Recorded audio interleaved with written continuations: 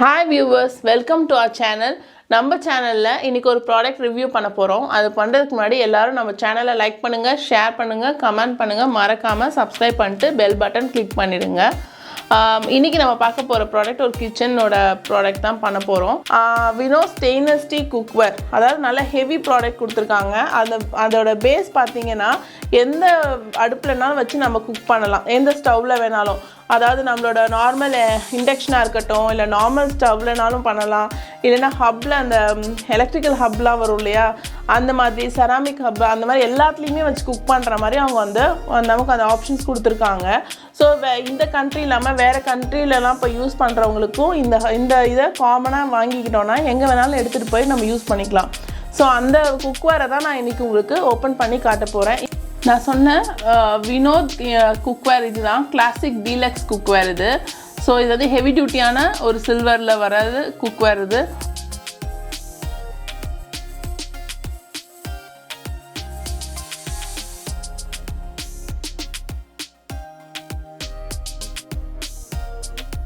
இது வந்து ஒரு சாஸ் பேன் இது. ஸோ இதுக்கு ஒரு லிட்டு. இது வந்து ஃப்ரை பேனு.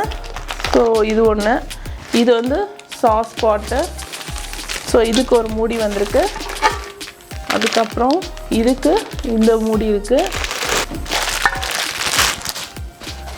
நான் சொன்ன ஐட்டம் இதுதான் 4 ஐட்டம் நான் சொல்லியிருக்கேன் உங்ககிட்ட. இது வந்து கொஞ்சம் பெரிய சைஸு, குழம்புலாம் வைக்கிற மாதிரி பெரிய பாத்திரம். இது ஒரு சாஸ் பேனுன்னு சொல்லிட்டு இது ஒன்று கொடுத்துருக்காங்க. ஏதாவது கொதிக்க வைக்கிறது, வேக வைக்கிறது, அந்த மாதிரி வைக்கிறதுலாம் இதில் வச்சுக்கலாம். இது ஒரு ஃப்ரை பேன். ஆயில் ஊற்றி நம்ம எதாவது ஃப்ரை பண்ணோன்னா இதில் ஃப்ரை பண்ணிக்கலாம். இது ஒரு சாஸ் பேன். இது வந்து சாஸ் பேன் கிடையாது, இது சாஸ் பாட்டுன்னு சொல்கிறாங்க. இதுதான் சாஸ் பேன் சொல்கிறாங்க. ஸோ இதுவும் வந்து உங்களுக்கு யூஸ் பண்ணிக்கலாம், கடாய் மாதிரி யூஸ் பண்ணிக்கலாம் நம்ம ஒரு பொரியல்லாம் பண்ணுறதுக்கு.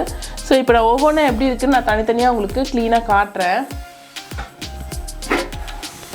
இப்போ இந்த பாத்திரத்தை எடுத்துக்கிட்டிங்கன்னா நல்லா வெயிட்டாக இருக்குது, நல்ல கனமான ஐட்டம் இது. ஃபியூவல் சேவிங் அலுமினியம் சாண்ட்விச் பாட்டம்னு போட்டிருக்காங்க. அலுமினியம் சாண்ட்விச் பாட்டம், அதாவது அலுமினியமும் சில்வரும் கலந்து நமக்கு இது ரெடி பண்ணியிருக்காங்க.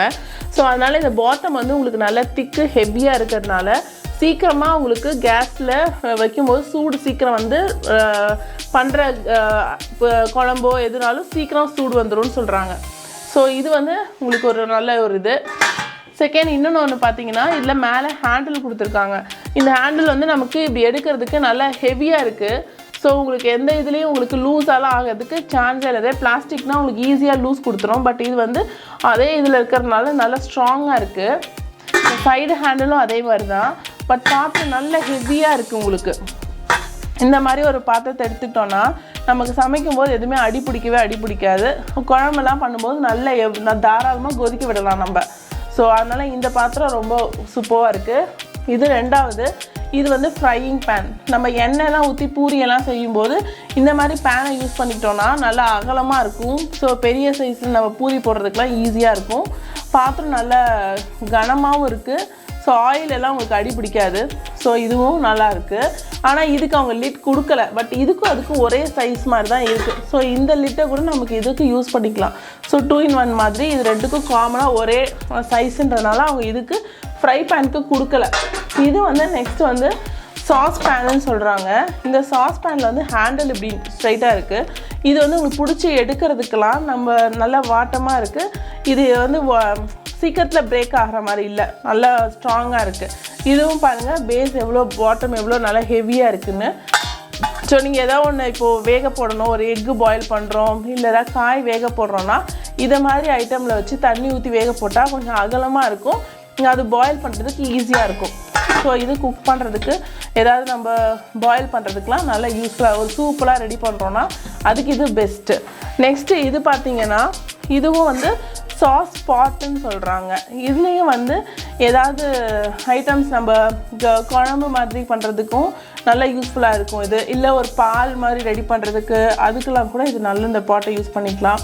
இதில் நல்லா கொதிக்க விடலாம் தாராளமாக. நம்ம சிம்மில் வச்சுட்டு கொதிக்க விட்டோன்னா நல்லா கொதிக்கிறதுக்கு இது நல்லா யூஸ்ஃபுல்லாக இருக்கும். இல்லை நம்ம ஏதாவது சக்கரை பாகு அந்த மாதிரிலாம் எடுக்கிறதுனா கூட இதில் வச்சு எடுத்தோன்னா இப்படி ஹேண்டிலில் பிடிச்சிக்கலாம்.